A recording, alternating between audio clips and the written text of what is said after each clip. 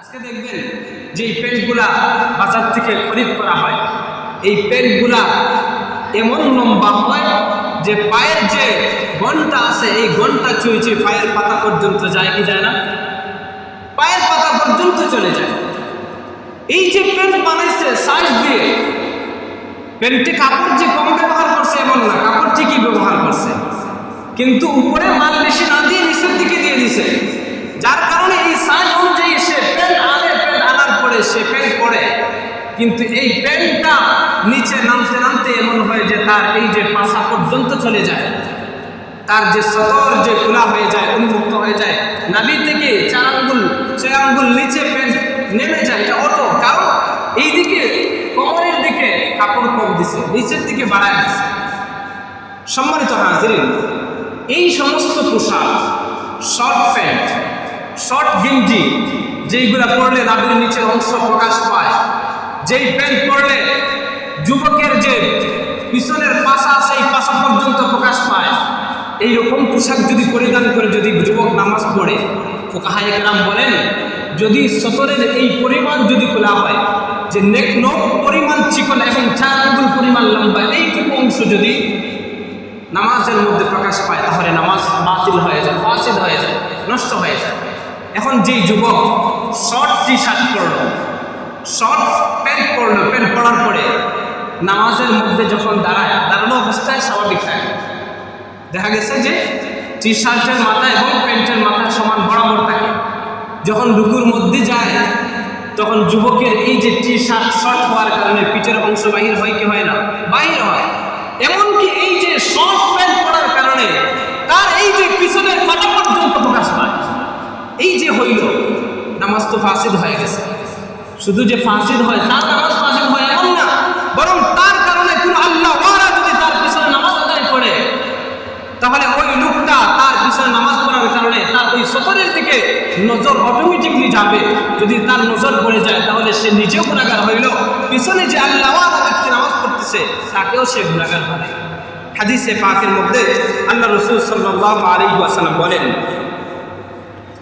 লাআনাল্লাহুন নাযিরা ওয়াল মানযুরা ইলাইহি। বাইহাকী শরীফের 3135 নম্বর riwayতের মধ্যে আল্লাহর হাবিব সাল্লাল্লাহু আলাইহি ওয়াসাল্লাম বলেন, আল্লাহ রাব্বুল আলামিন ওই ব্যক্তির উপর, ওই সমস্ত ব্যক্তির উপর লানত নাযিল করেন যেই সমস্ত মানুষেরা নিজেরা সতর প্রকাশ করে এবং যেই লোক এই সতরের দিকে নজর করে, এই সতর প্রকাশকারী এবং সতর যে পরিদর্শনকারী, উভয় প্রকারের মানুষের উপর আল্লাহ রাব্বুল আলামিনের পক্ষ থেকে লানত, নাউযুবিল্লাহ।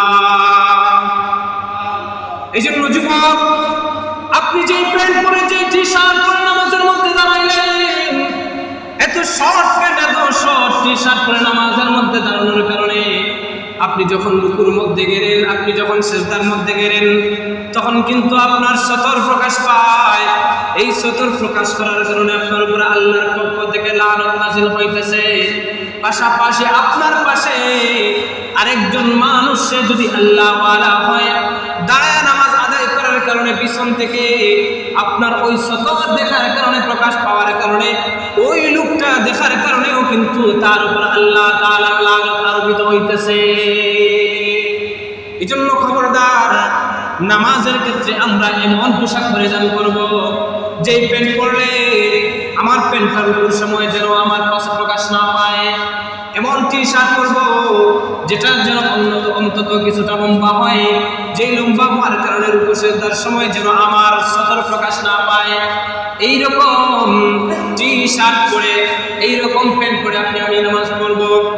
আজকে তো আমাদের যুব সমাজ এতটাই নির্লজ্জ হয়ে গেছে, যুবক ভাই তার যুবতী বোনকে দিয়ে এই যে প্যান্ট সে ধোয়াইতেছে, সে টি শার্ট পরে সে ধোয়াইতেছে, এই যে টি শার্ট কিনা বোনের হাতের মধ্যে ধোয়ার জন্য দিছে, কিন্তু এমন ভাবে সে প্যান্ট করছে, এই টি শার্ট পরার কারণে তার শরীরের যে গুপ্ত যে অঙ্গের কিছু অংশ প্রকাশ পায়, এইরকম হয়ে গেছে। আজকে তো এই যে জাতি এতটা বেহায়া, এতটা নির্লজ্জ হয়ে গেছে, এইগুলা কোনো কিছুই খেয়াল করে না। শুধুমাত্র ভাই বোনের সামনে যে এরকম বা সতর করে যে সামনে নিজেকে প্রেজেন্টেশন করে এমন না, বরং এমনও বাবা দেখা যায় যেই বাবা এমনভাবে পোশাক পরিধান করে তার মেয়ের সামনে চলাফেরা করে মনে হয় যেন শরীরে কাপড় রাখা না রাখা সমান। আধুনিকতার ছোঁয়ায় স্টাইল করতে করতে শর্ট প্যান্ট পরে নিজের যুবতী বোনের সামনে যায়, নিজের যুবতী মেয়ের সামনে বাবা যায়।